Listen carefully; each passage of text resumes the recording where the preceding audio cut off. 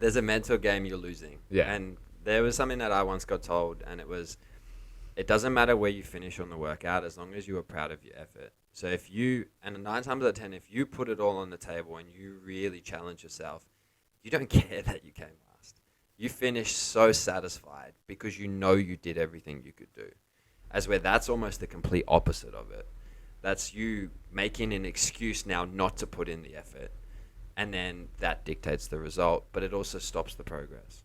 Welcome back to the Unbound podcast. This episode is all about different types of competitors and how to identify which type you are and some positive and negative attributes of each one.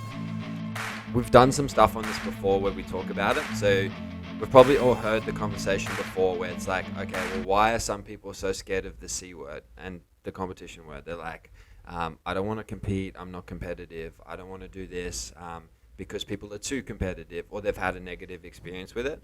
But something we have to remember is that without competition, there also isn't progress. All right, people become stagnant. So I think something that I would like to dive into is talking about the healthy stages of competition leading into the CrossFit Open and giving some examples of that. We've all had positive experiences with it, and we've probably all had negative, but we just need to be a little bit more aware of it when we are doing it. So for yourself, I mean, you've probably had it as well. I've been doing CrossFit for nearly 10 years now. Yeah. I think a good way to start off is by giving an example of one of my negative experiences before we get anywhere, because I guess it's more relatable than if people understand that I've had negative experiences before and you've had negative experiences in the CrossFit realm. I'd probably say one of my fondest, most negative CrossFit competing experiences, there was a workout that had triple unders in it, and I could not do triple unders. And this workout propelled my team from 1st to 6th. It also kind of ties in with a similar story of when I couldn't swim and we were in 1st and there was a swimming workout and I let the team down pretty heavily and we ended up coming 4th instead of podiuming when we could have easily if I had an average level of swimming. So those kind of things, I guess they can put you in 2 different types of mindset. The growth mindset would say, hey, here's some things that I need to work on. Here's some things that obviously I'm not as good as the average person. And if I were better, I would be more well-rounded and a better CrossFitter. And then on the other side, there's the conversation where it's like, I'm not good enough. I shouldn't be competing. I'm a shit athlete. And it's just making sure that you reframe these bad experiences or quote unquote negative experiences from competing and put them into a more positive mindset, because at the end of the day, it doesn't matter how well or how poorly you did. As long as you learned from it, then you're going to have a positive experience regardless. Yeah, exactly. It's very progressive. I like to separate it into kind of 3 stages of competing, and depending on the individual, when I'm coaching them, I try and identify where they sit. The main one is someone who just kind of competes against their previous best. So every day they turn up and they're just trying to be a little bit better than what they were. That's probably your lowest level of competition that you'll see. And that's kind of what everyone should at least have, is where you are just turning up and you are just competing against your previous best. The second one is like, we all kind of do this a little bit. It's quite common. Not everyone will admit it, is where you're competing for respect, whether it be from your peers or your friends. It just tends to be a little bit of a social hierarchy thing amongst men especially, all right, where it is like it's healthy. It's not, it should be healthy. Yes. It's probably a better way to think about it. Where you're pushing each other. So even though there is going to be someone who obviously in certain scenarios is going to be a little bit more dominant, they're bringing everyone up with them, all right? So that level of competition is getting everyone to step up a level. The third kind of level of competition, you probably see this a little bit more with people like Matt Fraser, LeBron James, those kind of guys, is where it's like dominance and fear. Those are those people who are just an absolute level above everyone else. You see it in their training. You see it in every single thing they do. Most people never get to this level, and they probably never will, because of the fact that it is one of the hardest ones to achieve, and requires so much sacrifice. So if you've ever watched any of the documentaries on these guys and what they give up to be at that level, most of us will never do that. All right, so level 1 and level 2 is kind of where most of us sit. For yourself, where would you say you sit? I'd probably say a good healthy mixture between the first and second level, like level 1.5. There are times where I'll be working out. There's a couple of people who are roughly around my fitness level, and I'll see an opportunity and I'll take it. And I'll take the risk during the workout, or I'll do something a little bit wild, lift a weight that I probably never normally do. But then that's not exclusive to all the time. Like I'm always very balanced, where sometimes I'll just be like, I don't feel like competing today. Like I'll just go at my own pace. I'll stick to my own plan. And I'm very big on trying to improve myself. So my own PRs it's a big driver for me. But I definitely wouldn't say I'm anywhere near that level of competition where you have to sacrifice things. I'm just not willing to do that because it just doesn't interest me being that dedicated to winning. Yeah, and it's, I suppose, like, it's the 1% of the 1% is how they explain it. Like, you've got very few people who can ever sustain that as well. So, I mean, some people might have glimpses of it. Maybe it's part of the season. For like 1 month of the season, they're just very driven. Whatever it is just pushes them to that next level. But most of us will never hold that. The other way I personally like to think about it is it's not necessarily, competition's always there. All right, we normally will fluctuate between 1 and 2. We might generally just have a bit of a bias. It's the style that kind of matters. So the way in which we compete is what's important. So, for instance, like if we give an example of what's unhealthy competition is someone that competes down. All right, so someone that turns up, they know they're better than someone. They know they've got their hand over them, but they're still trying to compete with them. That's probably your worst type of competing. All right. Most of us should at least strive to compete equal. So find someone at a similar level to you and try and have that healthy experience there. The one that we probably should expose ourselves to a little bit, even though it's very humbling, is competing up. All right. So find someone that's better than you, step out of your comfort zone and spend some time there. This is one that most people avoid. So they don't want that humbling experience. It's just going to be a lesson. You know it's going to be a lesson. You step into that workout, you know you're going to get probably dominated.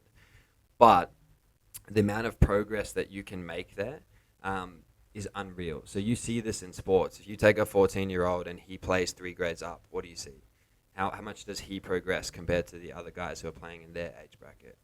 It's chalk and cheese. It just takes a specific personality type to do that.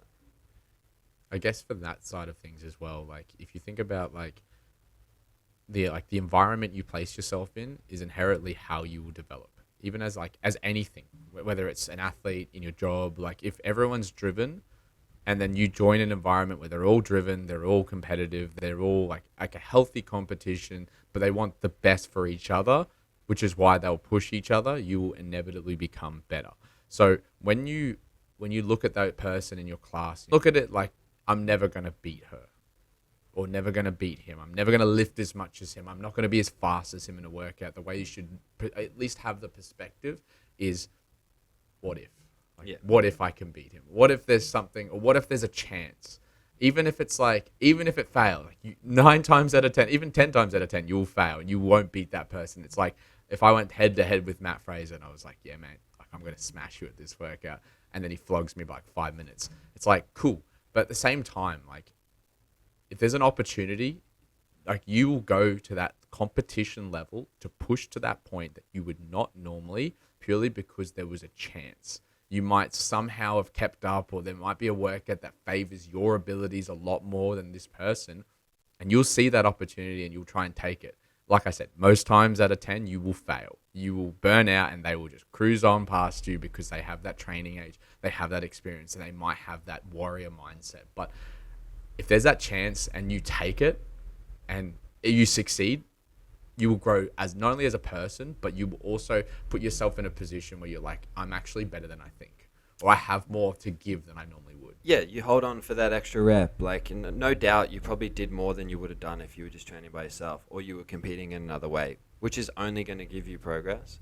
Like you said, there is going to be a balance, so you can't go at that all the time, but you do need to expose yourself to that. And normally it is going to be between 2 and 3 is kind of where you want to sit. So you want to spend most of your time kind of competing equal, having it a little bit more internalized where it's trying to be better than you were previously.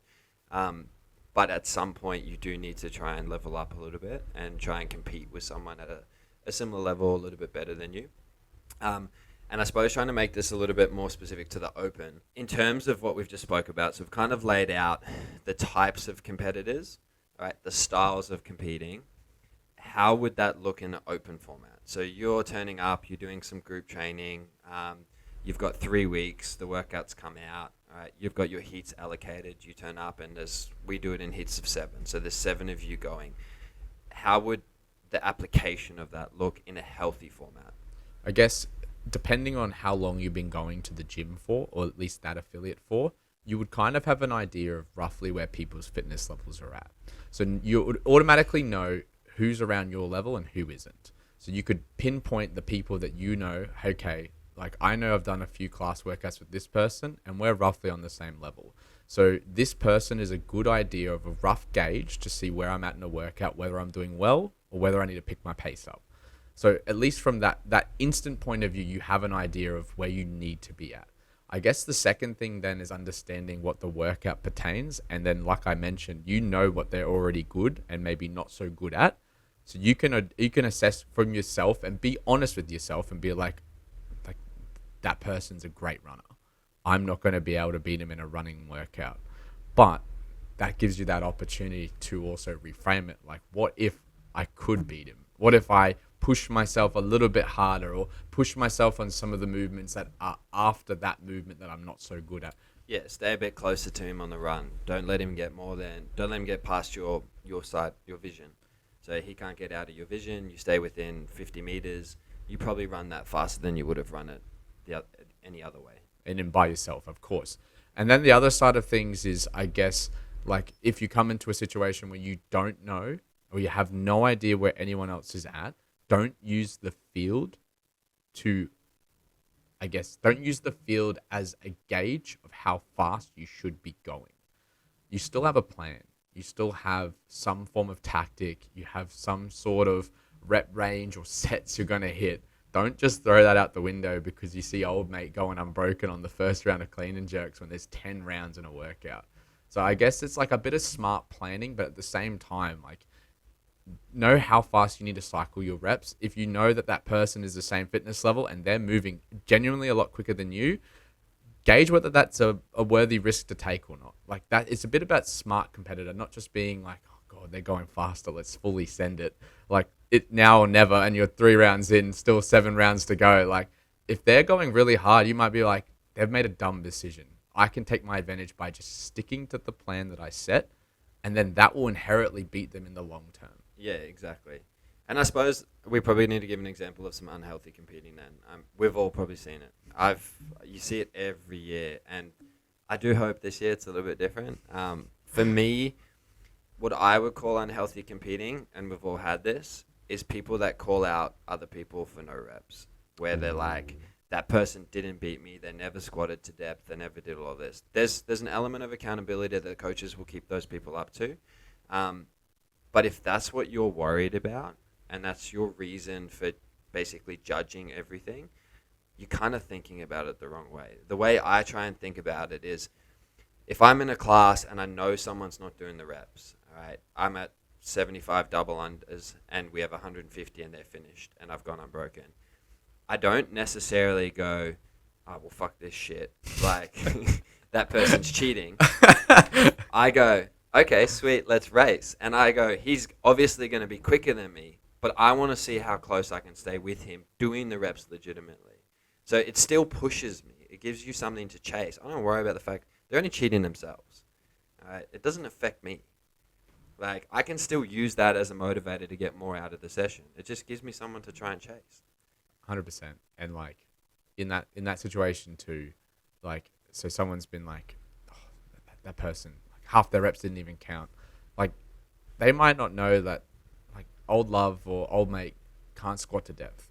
They might have an injury or a debilitating back issue that doesn't allow them to get as low as they want. So they're just making up an accusation based on the fact that of something that they purely can't control. Yeah, you can't control how low that person squats. You can't control whether they cheat their reps or not. Like, why not worry more about what you can control? I'm going to focus on my performance, my plan. I'm going to do the workout to the best of my ability, and I'm going to learn from what I've just done. and not worry about all the politics and who's done what reps. Like, it doesn't matter. Like, who cares if someone beats you at a workout? Like, that doesn't affect your score. You should be looking at, okay, how well did I do? What do I need to do next time to improve that score? Is it something like transitions were slow? Was I resting too much? Maybe I wasn't efficient on this movement, or I struggled at this movement because I don't work on it enough. If you think more about that and worry less about what old love's doing with her half squats over there, or old mate who counts half of his double unders and moves on, like, you're in the wrong headspace. You're not competing against yourself in that sense. You're not going to better yourself. You're competing against someone who isn't even doing it fairly. There's bigger issues than that person's no reps. Yeah, 100%. Yeah, there's a mental game you're losing. Yeah. And there was something that I once got told, and it doesn't matter where you finish on the workout as long as you are proud of your effort. So and 9 times out of 10, if you put it all on the table and you really challenge yourself, you don't care that you came last. You finish so satisfied because you know you did everything you could do. As where that's almost the complete opposite of it. That's you making an excuse now not to put in the effort. And then that dictates the result, but it also stops the progress. It's a short-term fix. It's a short-term fix to your mindset that because that person cheated is the only reason that they beat you. Maybe they would have beat you anyway. Like, maybe they would have just done it a little bit closer to your time.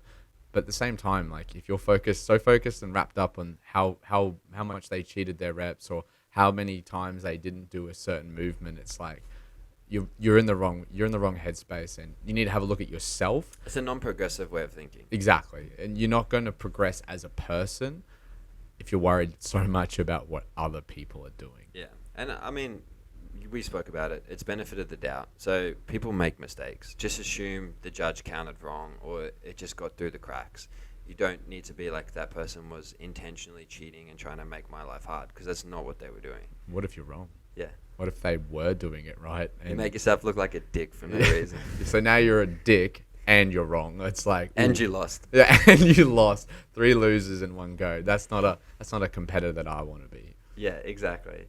And it's not what people remember. Like, if I look at all the competitions I've done, I couldn't tell you who won, but I could tell you who's come up at the end of the workout and pushed me or high-fived me, or those really positive competitive experiences that I've had. They're memories for life. But I could not tell you who came first, second, or third. You remember all your mistakes, though. Like I said at the start, the negative experiences stay with you because of how they make you feel. Like, there might be a workout where you surprised yourself on how well you did, and you'll remember that. Cool. But you'll definitely remember when you feel like you've let down your teammates, when you feel like you've let down yourself, or potentially there's something there that you didn't know that you were bad at, and then you found out. And then you look like you were embarrassed, you look like an idiot, whatever might have gone through your head. But those things are the ones you remember. Yeah, like you said, I could not remember who've won half the comps that I've done. So it's that perspective that you need to have when looking at, I don't want to compete because ... Is it just purely because you don't want to fail? And if that's the case, that's another mindset thing you need to restructure. One of the best things I've ever heard about winning is you either win or learn. You can't fail at anything. Failing is just a mindset that people have when they're not willing to learn from the mistakes that they've had. So it's just reframing your mindset into a way that's going to benefit you, that's going to help you progress, push you into a position where you are going to get better. Stop worrying about things you can't control. Look at what the things you can and see how you can improve, as you said, those dials forward. I've got nothing else. Do you have anything else, Michael? Nah, we're good. Thanks for watching the Unbound podcast. Be sure to rate and review this episode and leave a comment down below on what you want to see on the next one.